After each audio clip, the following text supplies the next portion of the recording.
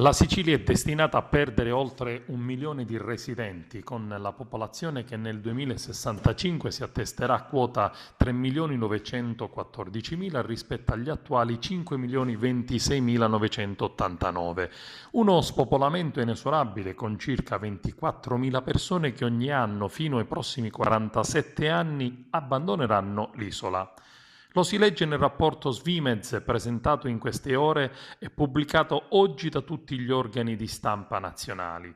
È l'industria ed i lavori pubblici a sostenere la ripresa, male l'agricoltura in caduta che perde in percentuali rispetto agli anni precedenti.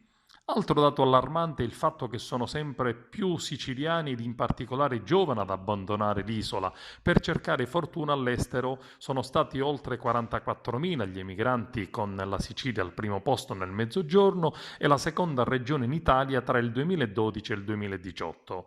È evidente che rispetto alle tradizionali valigie di cartone dei nostri emigrati sono in aumento considerevole i giovani che scelgono di andarsene in possesso di un'elevata preparazione professionale e culturale e con un'età di laureati che completano gli studi in età avanzata.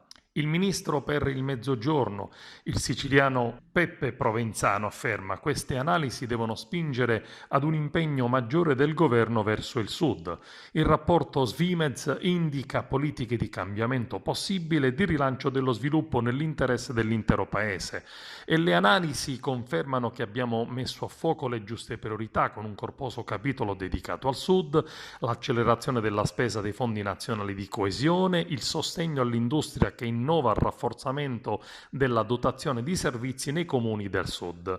Diversa l'analisi del presidente della regione Musumeci. I rapporti dello Svimez evidenziano come quello che ripetiamo da anni è assolutamente giusto. Per tornare a far crescere il sud servono investimenti produttivi, non misure come il reddito di cittadinanza che sta allontanando dal mercato del lavoro anziché richiamare persone in cerca di occupazione.